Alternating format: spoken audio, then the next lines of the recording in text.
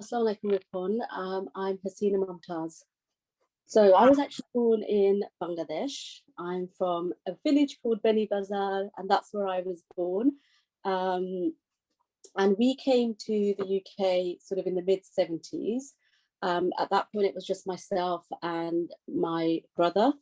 And one of my earliest, strangest memories is being on a bus in London and seeing, mannequins in shop windows and being really frightened, thinking, why are these people not moving?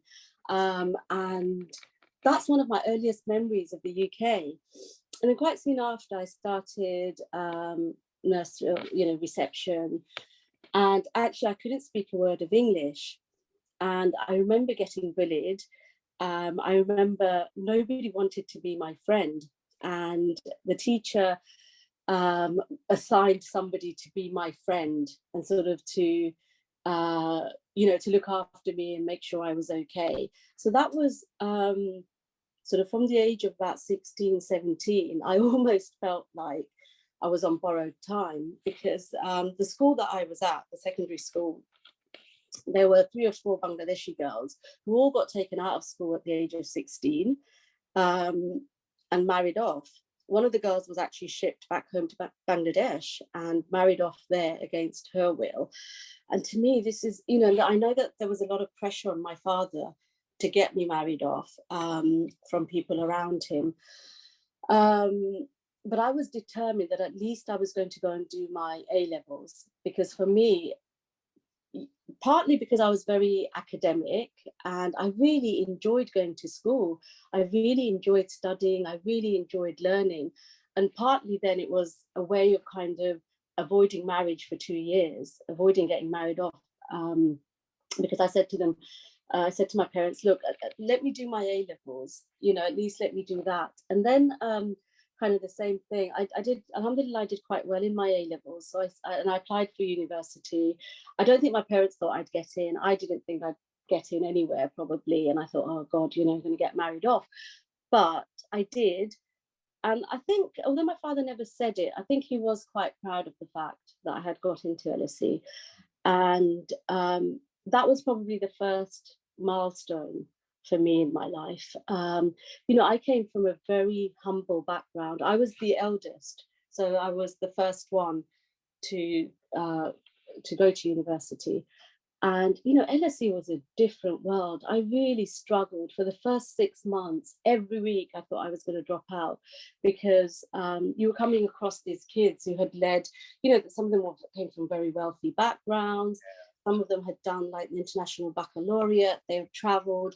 I hadn't been anywhere outside of South London, really, because I had a very conservative upbringing. Yeah. So on Saturdays, my friends would be out, going shopping, going up to Oxford Street and hanging about and that kind of thing. I wasn't allowed to do that. So it was really the first time that I got any sense of freedom. Even when I went to college, I had a curfew. So I had to be home at a certain time. And so for the first 6 months, I really struggled because I was still living at home. And it was very hard to sort of make friends, because I'd just go for lectures and classes, and most of to make friendships you have to socialize a little bit, and I wasn't allowed to do that. But after about 6 months, the traveling in, because we lived in Surrey at that time, and I was going into Kingsway in Holborn, and I did manage to persuade my father to let me go and live in halls. So then I moved into a hall of residence, which was just off Tottenham Court Road, just by the street. And again, it was the first time where, I had to really do things for myself. Yeah. At that point, for about the first 3 months, I think I lived on beans on toast, because that's all I knew how to make. That's not all every student, I think. Probably every student, right? Yeah. And so I'm very good at making beans on toast. I can cook now, and then I decided to teach myself how to cook. So sometimes when I'd come home at the weekend, I'd watch my mother cooking, and started making things. And a lot of the times as a student, you go and eat out and that sort of thing. But what was it like with you, Bangladeshi Muslim student in a halls of residence? So the girls that I shared with, there were 3 American girls and a German girl. So again, I found it a little bit, I mean, you know, I've obviously grown up here in London, but again, I found it a little bit difficult to adjust because their lives are so different to mine. And then, but I enjoyed the freedom, I have to say, just the freedom to be myself, to do things for myself. And I was also working, so I had a Saturday job at that point. So I worked in Oxford Street in one of the shops there.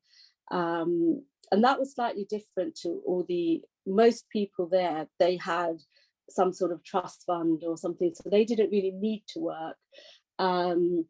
Whereas I don't know if I needed to work, but I wanted to work. I had, from the age of about 15, when I got my first Saturday job, I had become quite self-sufficient.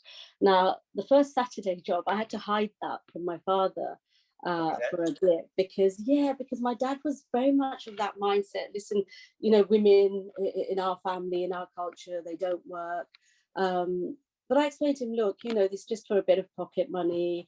It's, you know, my friends do it. And I enjoy doing it. And I think he saw that because I enjoyed doing it so much, because it got me out of the house on Saturdays. And I felt I had a bit of freedom. He was actually okay with it after a while. So it was a bit of a learning experience for him and for me, you know, in terms of the way he'd been, you know, the way his mindset was that women in our culture don't work. My mother didn't work, you know, so that was a bit of a change. And so the first 6 months at university were really difficult, really challenging for me. But then, you know, I started making friends and actually just got into my stride.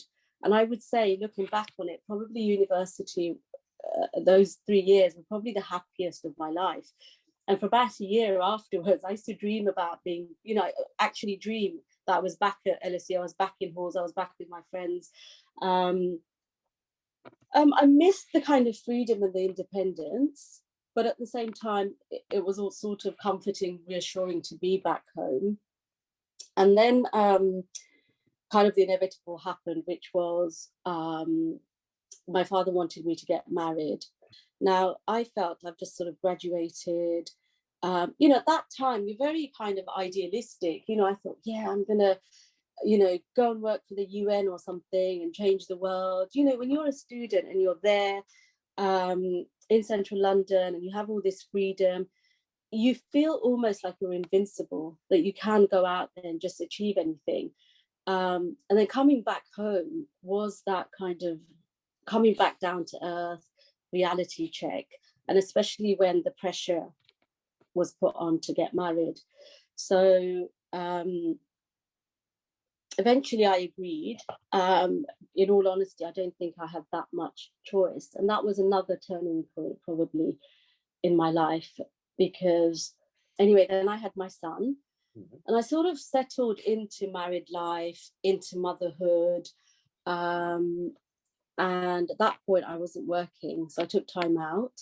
And I'm really now, with hindsight and with what's happened with my son, which I'll talk about, I'm glad that I had that time with him. And then I went back to work part-time and actually went back to a communications role. So I was working in a communications role at Lambeth Council, but I was doing that part-time.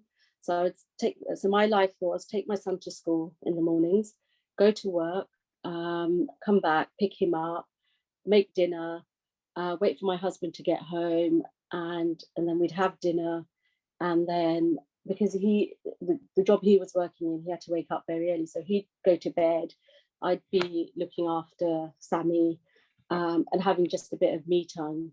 And those were, after about a year, as much as, you know, I really enjoyed being a mother, I also felt like I was sort of getting bored out of my mind.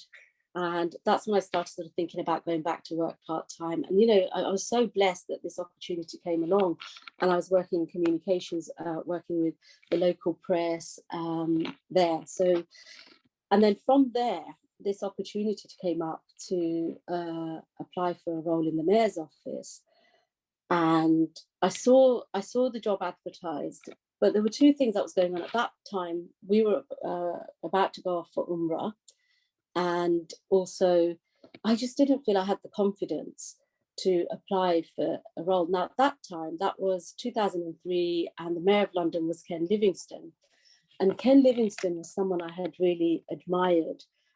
Growing up, he was leader of the GLC. So I'd see him on the news all the time. So one of the things I used to do was watch the news all the time with my father, because he avidly watched the news, and I would watch it with him. And so from a young age, I became very interested in politics. I wanted to apply for the role, but I didn't have the confidence to. But actually, it was my old manager and another lady who was working at Lambeth Council who encouraged me to apply, because I didn't really have that journalism experience which they were looking for. But she said to me, look at the things that you do and see how you can extrapolate from that, you know. And so anyway, I applied for the role. And I had to go through a series of very kind of, there was a written test, there was an exam, you know, there were a series of interviews, and it almost felt like going through, you know, the process for the apprentice. And at each stage, I was just amazed that I wasn't knocked out of the process. And I got right through to the end, was offered the role. And a week later, you know, I was in Ken's office advising him, working on a PR campaign. And, you know, my life really changed dramatically, because it's a 24/7 press office. You're on call at weekends, you're on call through the night. You know, 2 years after I started in 2005, the London bombings happened. And that was a very, very stressful time. I mean, it's something we had prepared for. Theoretically, I had been to various kind of tabletop exercises at New Scotland Yard. But when it actually happens, you know, you almost can't believe it's happening. I was going into work. Yeah. I was on a train at Stockwell, and suddenly all the lights went off. The train stopped at Stockwell, and suddenly we were evacuated. And I came out of the station, and I thought, oh, I'm going to be late for work. I better let my boss know. So I pulled up. We had Blackberries in those days. I started seeing all the messages coming through from the Met Police. And then there were words like bodies and explosion. And I thought, I think this is it. This thing that we've always dreaded but knew might happen one day has happened. And that was, yeah, the London bombings. So this was just, I think, around 9 o'clock or something in the morning. And so I rang my boss, and she confirmed, yes, we think that it's a terrorist attack. And she actually told me to go home. She said, go home, fire up your laptop, because it's going to be a long day. And on the spur of the moment, I thought, no, do you know what? This is a time I feel like I should be at City Hall. So I walked from Stockwell to Vauxhall, because they had stopped the underground, but overground was still running. And somehow I managed to get into London Bridge. And then I got into London Bridge, and it's the first time I personally felt fearful for myself. I thought, what am I doing? They've hit train stations, and you know, you're worried about yourself, you're worried about what's going on around you, worried for your family. You just don't know if there's going to be another attack, you know, what's going to happen. You think, is this irresponsible of me because I'm going into work and leaving my son here? Should I be staying at home with him? But we didn't have that option. And you really felt like, well, I have to do what, you know, all my other colleagues are going in. Some people were sleeping in the office in sleeping bags. But yeah, it had a massive impact, because I didn't see my son for about 2 weeks. Even though we were in the house, I was in the house with him, I didn't see him. And I have to give obviously credit to my ex-husband for stepping up and, you know, taking him to school and things like that, and giving him breakfast and, you know, things like that. So he was very supportive. But yeah, I was just constantly tired. So even when we were given time to rest, you know, you just wanted to sleep and you know, just recharge. So yeah, it had a massive impact. And I was very lucky, because my husband started early. He finished early, so then he would go and collect Sammy until I got home in the evening, which was frequently about 7:30, 8 o'clock in the evening. And then I spend a bit of time with him. I mean, not every single day. Sometimes I'd be home by about 6:30 or something, and then I'd, you know, would get dinner ready and that sort of thing. Yeah, but that kind of role does have a massive impact on your family life. But what I would say is, when then I spent time with Sammy, you know, I spent quality time with him. So we used to have an amazing time. So every Saturday we would go in the morning and watch, you know, the children's film at the local cinema. We'd buy loads of popcorn and sweets and drinks, and then after the film we'd go for lunch. And he always wanted to go to Nando's for some reason, so I'd take him there. And you know, I have really good memories with him. So the time I spent with him was quality time. It wasn't he was just put in front of a TV or something like that, you know. So you because that time is so precious, you make the most of it. So I used to take him to places like Vauxhall City Farm. I took him to, you know, the Science Museum and places like that. So, and I probably would have done that if I was not working and I was at home, just me personally. I probably wouldn't have had the energy, you know, to do that kind of stuff. So yeah, you made the most of the time that you had together. So I worked with two very different administrations, initially for 5 years with Ken Livingstone, and then for about 4 years with Boris Johnson. In 2008, Boris Johnson was elected. And at that time, some people made the decision that they wanted to leave, but they were people who were, so it's a non-political role. If you're the press officer for the Mayor of London, you are the press officer for the holder of that office. So it's, you know, you're expected to be politically neutral. And actually, I met Boris a couple of times after he was elected. It was you have to then start that process all over again. You almost feel like you're at point zero again, where you have to build up trust with that person and their political advisors, which I had done over the last 5 years.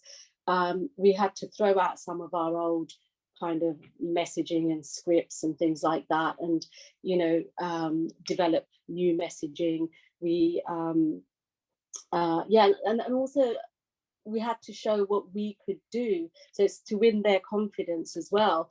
And one of the big differences was obviously, apart from the fact that they were very different personalities who came from very different backgrounds, who came from very different political ideologies, you know, and it was a great opportunity to learn and to develop and to grow within your chosen profession. And I didn't see any reason to leave. But also, there had been a lot of kind of Muslim community organisations that had obviously supported Ken Livingstone and were briefing against Boris Johnson. And I thought this is an opportunity, because I had a lot of contacts in the Muslim communities with the different groups and organisations. And I thought this is an opportunity to try and connect the mayor's office with those groups, because all of a sudden, you know, certain meetings, certain individuals, certain community groups that were coming into City Hall, having regular meetings with Ken, all of that just stopped. And I thought this is really important, you know, for my community to connect, because he is going to be making decisions that will affect them. And I feel like they should, you know, the two parties should engage with each other and hear from each other.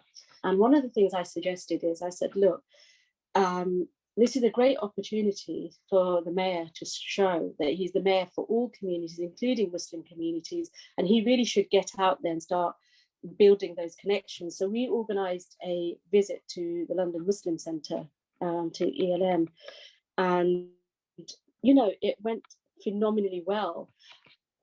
We didn't know what to expect. We didn't know what the reception would be like. And we arrived, and all of a sudden, like 200 people came out of nowhere, and they were really interested in what Boris had to say. And then in one of the conference rooms, we had the press conference, and the chair of ELM spoke, and Boris spoke. And actually, this is so strange, but one of the first policies that Boris put into place was to ban alcohol on the tube. Now, he was doing it from the perspective of crime and policing, because in 2008 he was elected on a manifesto commitment to make London safer. I don't know if you remember, but until sort of this year, that was the highest number of and so he was elected on this manifesto commitment to make London safer, and that's why he was doing it. But it went down so well. You know, the chairman praised him. Everybody thought it was a great policy initiative, and that's what kind of broke the ice. And then people started to kind of engage more. And actually, I think the mayor's office were very surprised with the kind of positive reception that they got. And I realized actually, because of these unique connections that only I had, I was the only Asian, I was the only Bangladeshi, I was the only Muslim in the press office. And I thought I could really create a niche here for myself. Because one of the things the new administration was looking for was people who added value, or doing activities that added value. And that's where I added value, because nobody else had these insights and had this intel and had these connections.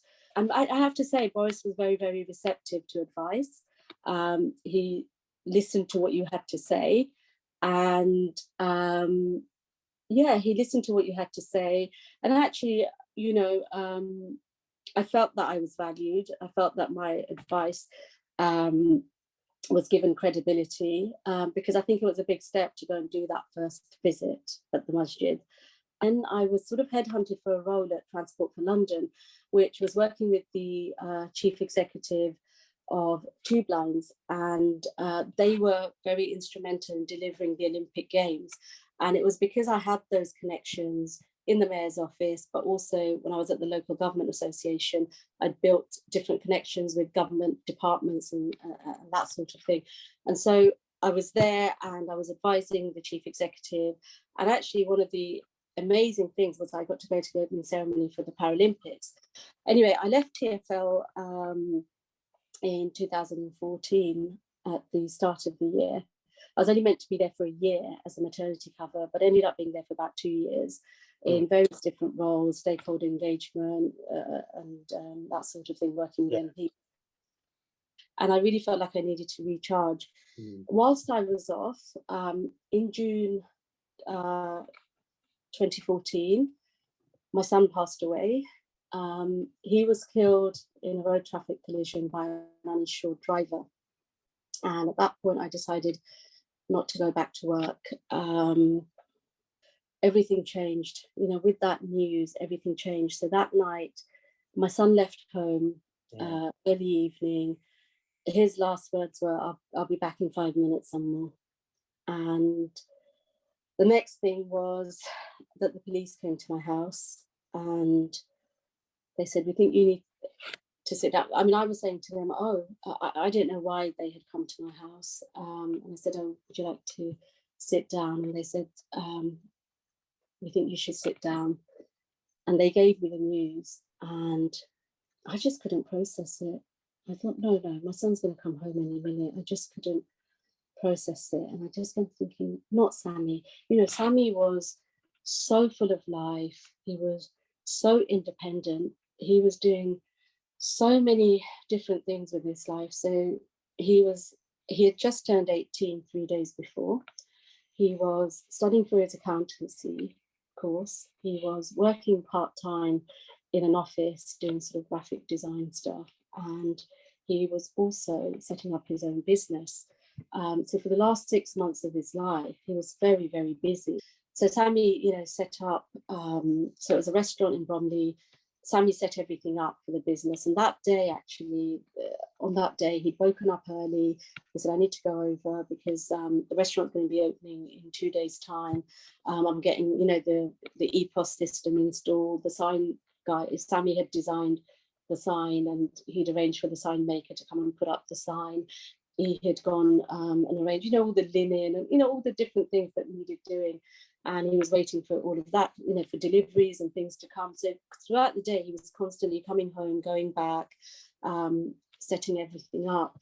And then around 4 o'clock in the afternoon, we were sitting and Sammy had this habit. If I sat on the sofa, he'd sit on the floor. And he was sitting there and he was telling me about all his plans for the future because he knew I was very concerned about the fact that he was going into business at such a young age and taking on all this responsibility. And I said to him, how are you going to manage with the accountancy course and doing this? He said, no, I've arranged so my time off, I have time off to, go to college and finish the course and do everything and also run this. And I said, it's a lot, Sammy, and I'm really worried. They said, don't worry, Mum, everything will be fine. And he said, this is just a stepping stone. I've got big plans and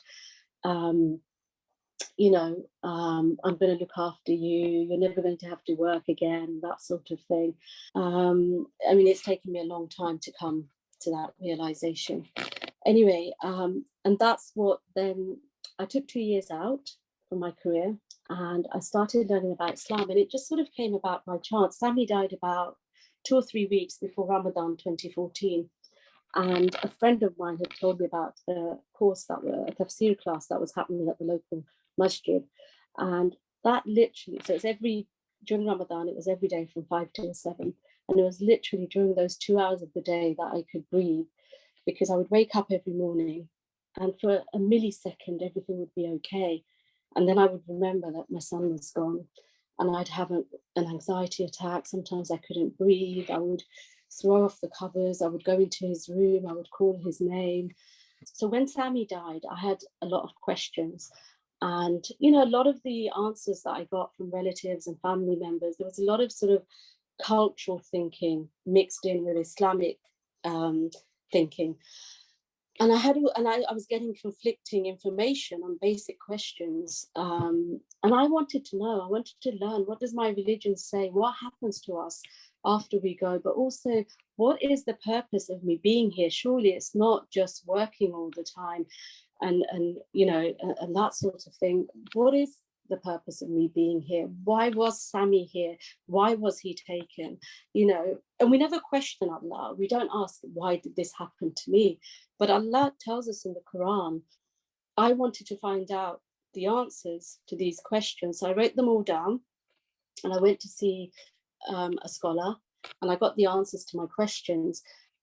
And, you know, during that tafsir class as well, I just wanted to I just loved it. I learned so much and I just wanted to carry on learning about Islam. So then I signed up for something that I had planned to do for the last 10 years. But, you know, with my career and things, you know, we just constantly prioritize different things. So I signed up for a class at Tayyibun Institute. And then for the next 2 years, I took a career break and I started learning about Islam.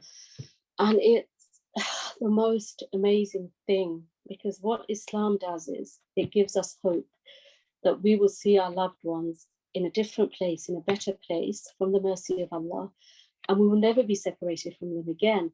And that's the hope that I always keep alive within me, that one day I will see Sami again and all my loved ones that have passed away, and we'll never be separated again. You know, when we lose somebody that close to us, you know, my child that I had carried for 9 months and brought up for 18 years, I don't know how I carried on breathing. But again, it's because even with the hardship, Allah was giving me ease, and that was from his mercy, and that was a blessing. And so for the first 2 years, I mean, there were several things that were going on. There was this, the man who knocked down and killed my son, he was driving without insurance. So for the next 2 years, I was involved in a massive campaign because the CPS decided not to prosecute him, which was based on a legal technicality, because the year before there had been a court case.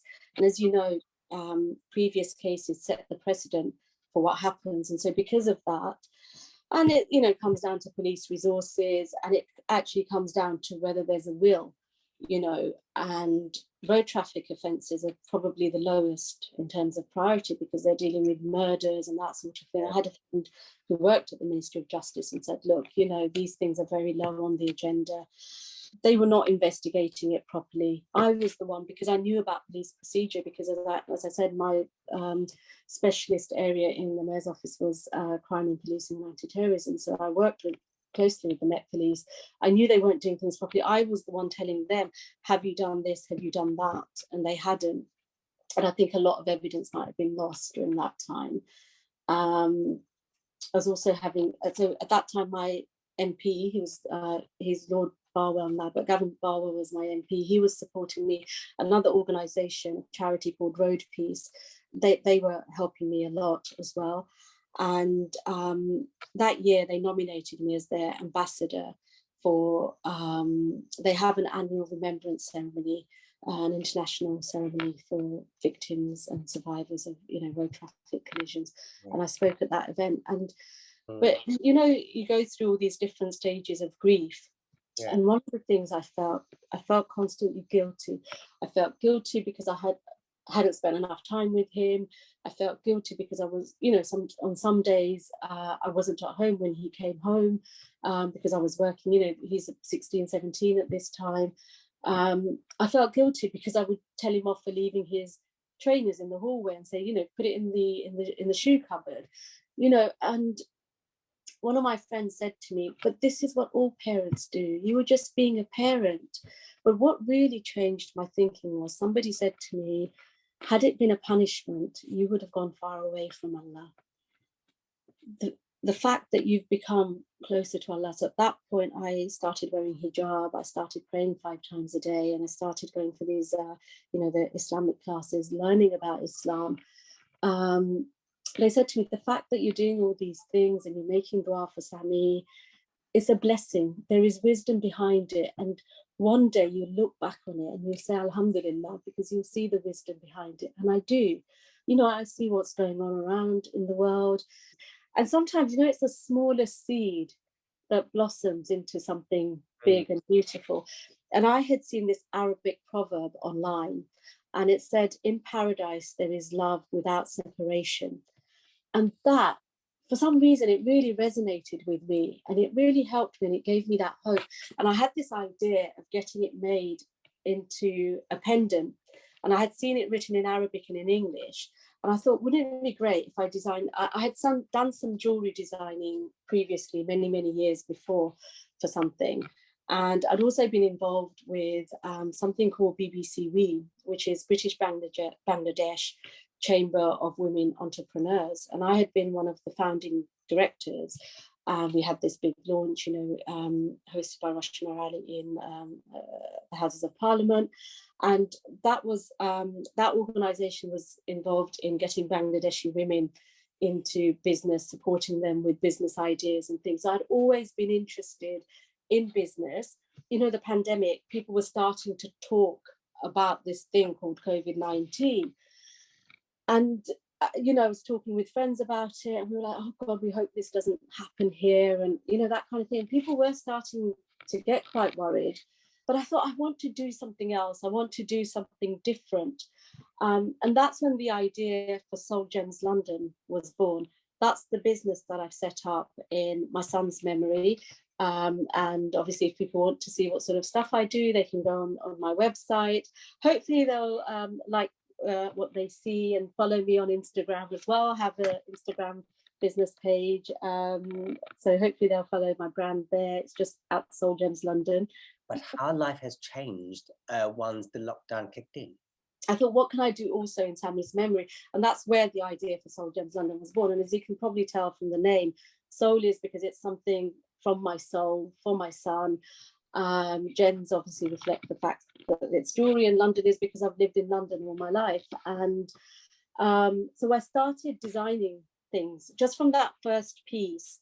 I then started designing several pieces. I kind of referred back to some of the previous designs that I'd done many years ago and started incorporating some of the messaging into the pieces of jewellery. I have pieces, I have a bangle that says make dua and have hope. And basically the idea was to remind people about Allah, but at the same time, tell Sami's story. I wanted to keep his memory alive. So, I've written about him on my website.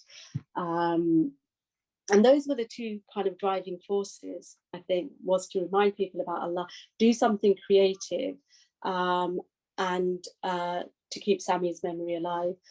And so then, as I say, I started designing and then sourcing from various places. And eventually, and that's when the lockdown hit.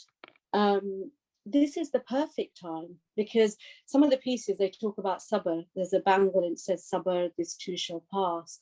And they said to me, what better time is there to put this message out there than now? And, a friend of mine said they'd help me with the website. Said, come on, let's do this.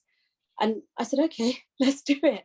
And within the space of about 2 weeks, weeks. I got my packaging sorted.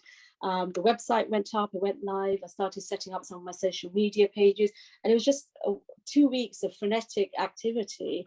I thought, am I really doing this? And I thought, yeah, you know what, I am. And I launched it, and, alhamdulillah, it was massively successful. So I had no brand presence. Nobody had heard of me. Nobody knew what Soul Gems London was. But through contacts and networks, through sharing things on social media, people actually became very drawn to the brand. And I think people connected with my story as well.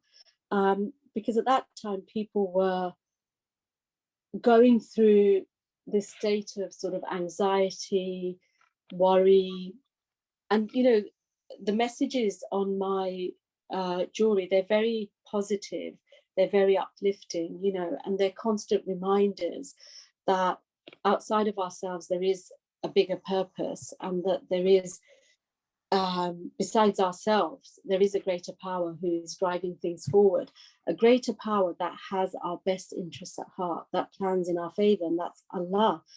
And it was a way of connecting with people, because the other thing you have to remember is we're all in lockdown, so people were in isolation.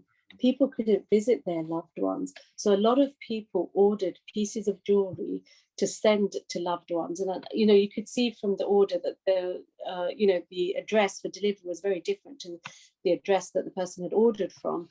Yeah. So you knew that it was a gift, and you could tell from, there was one lady who bought 3 pieces of, I call it the paradise necklace, because her friends had lost, one person had lost their father, somebody had lost their grandfather.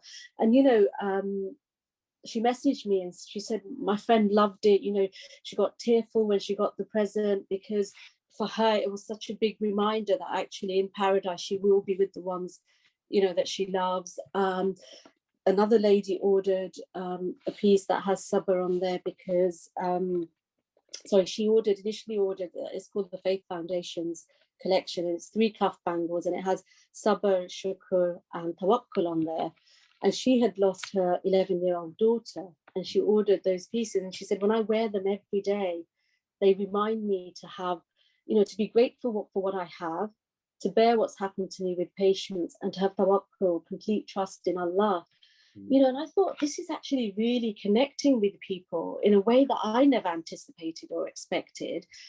And it was a way of me, I was getting these amazing messages from these sisters, some of whom had experienced things like, domestic violence. And it felt like people needed somebody to talk to, because they weren't with their families. Or sometimes it's easier to talk to a stranger.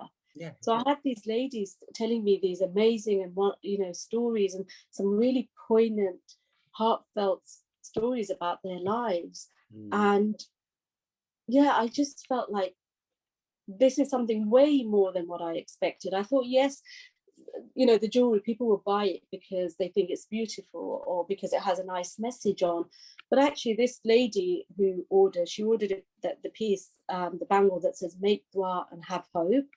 And she had experienced quite a lot of violence in her life, and she'd kind of come away from that now. And she said, just wearing that and seeing that message, it's just a reminder for me to have hope in Allah's plan.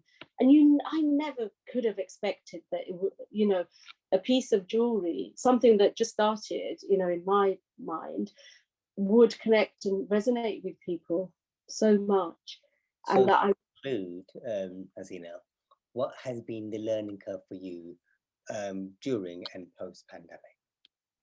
Particularly through the pandemic, but just generally after what's happened with my son, is I feel one of the things that we're not kind to ourselves. We're often kind and compassionate to other people, to family members, to friends, to those around us, and even to strangers. But we don't extend that same kindness to ourselves. So, I spent a lot of time after my son's death feeling very guilty, as I said, sometimes feeling angry. In the space of 10 minutes, I could have had 10 different emotions, from anger to grief, to to sorrow, to why me, and those kinds of things. And I was very hard on myself.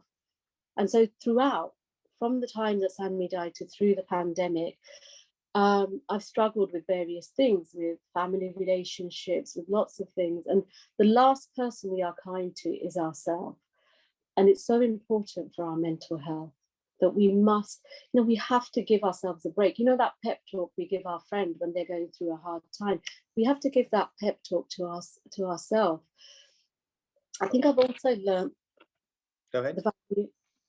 Sorry, so I think I've also learned the value of making connections with people. I think that's what's got us through the pandemic.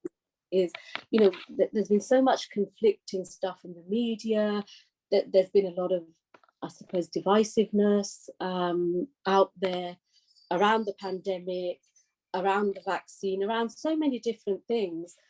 But ultimately, what I've seen is how kind people have been to each other. People have been going out, checking on people, and doing food drops. Businesses have been delivering food to people. People have really come together and supported each other. And I think that's what happens, during these times of extreme tests and trials and, hardships and worry and anxiety. That's what I've noticed, is the way people connect with each other. And for me, in a way, so the jewellery thing isn't that different from the communications, because again, that's about connecting with people. And when you're working for a charity, your work in communications helps to change people's lives.